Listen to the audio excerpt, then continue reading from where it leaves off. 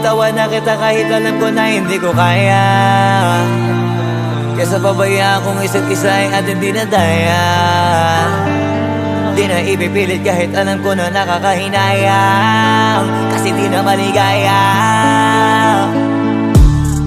Unti-unti ko nang tinatanggap. Siguro nga dito na rin natatapos ang lahat. Ayoko na rin pilitin ka na makisama pa sa akin, nakakawalang gana. Di mo pa ba yan nakutuban, di ba tamang inala ka? Sino sa atin may mali kung ako o sige, pero sana tanggapin mo pareho lang tayong dalawa nakasakit. Tapos parang gusto mo lang sa'kin i-end. Ito ang epekto nito, nagka-depekto na tayo. Mahirap na lang tanggapin, di makukumpleto ang kwentong perfecto kung walang the end. Pwede ka na makalaya, bibitawan na kita kahit alam ko na hindi ko kaya. Kesa pabayaan kung isa't isa ay ating dinadaya. Di na ipipilit kahit alam ko na nakakahinayang, kasi di na maligaya. Pwede ka na makalaya, bibitawan na kita kahit alam ko na hindi ko kaya. Kesa pabayaan kung isa't isa ay ating dinadaya. Di na ipipilit kahit alam ko na nakakahinayang, kasi di na maligaya.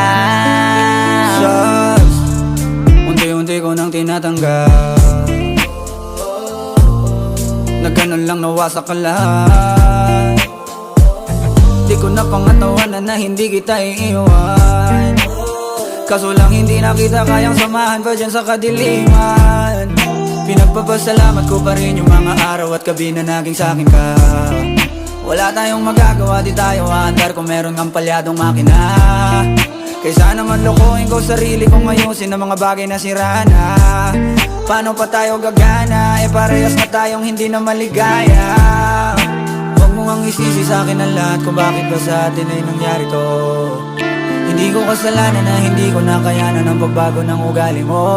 Sinubukan ko na makintindihin kita, mas lalo kong nakikita na hindi tayo para sa isa't isa. Pwede ka na makalaya, bibitawan na kita kahit alam ko na hindi ko kaya. Kesa pabayaan kung isa't isa ay ating dinadaya. Di na ipipilit kahit alam ko na nakakahinayang, kasi di na maligaya. Pwede ka na makalaya, bibitawan na kita kahit alam ko na hindi ko kaya.